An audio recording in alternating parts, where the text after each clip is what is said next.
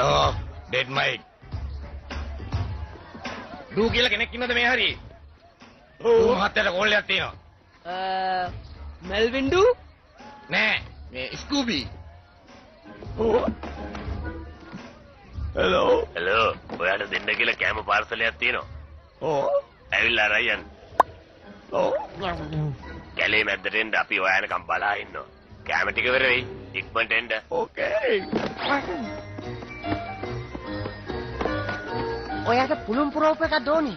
ඕක දිනන්න කාටවත් බෑනේ. වැඩි නම් කියන්නේ මේක වැඩක් නැති වැඩක් කියලා. එයා දවසක් මට කිව්වා 750ක් අරගෙන බැංකුවක දැම්මොත් අඩුම ගානේ අවුරුද්දක් අවසන් වෙනකොට ඒකට රුපියල් 2ක් හරි පොලිය හැදිලා තියෙයි කියලා. අපි දෙන්නා.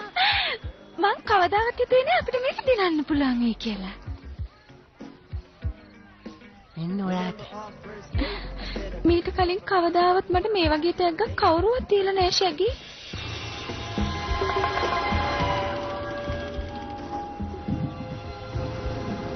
Josa munta, esa gulawata, Josa lababata, pala pusta, kombe sarita, kuretu kolama, cinda pola mobuta barake hela, unda wala ya pa.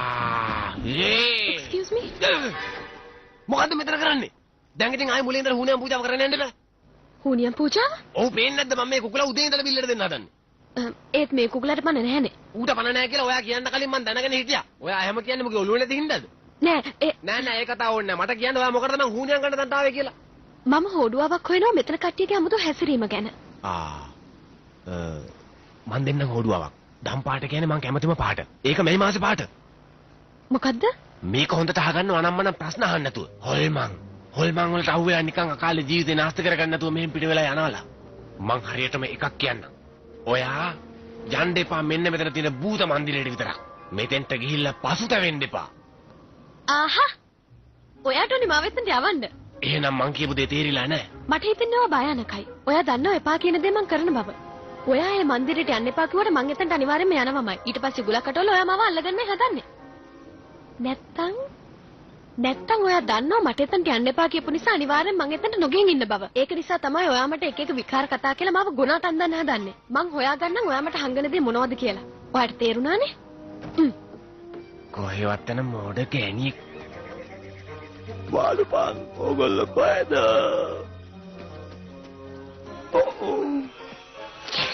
මෙතියල මේ වත්තේ.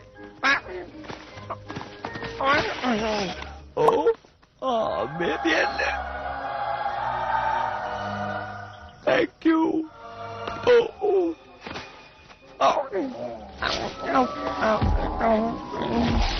Oh.